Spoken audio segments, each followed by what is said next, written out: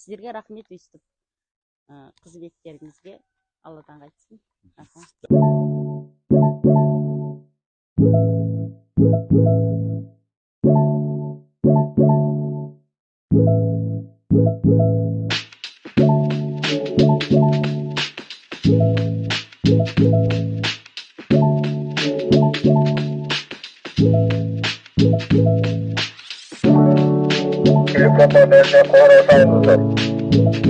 Уважаемые жители гости города Тараз, управление.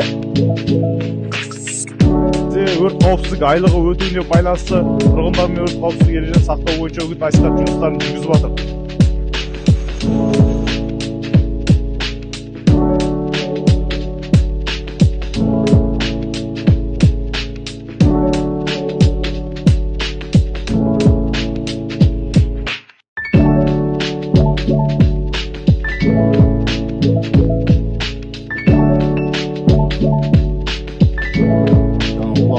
Мына жақта бөлек тұр ғой.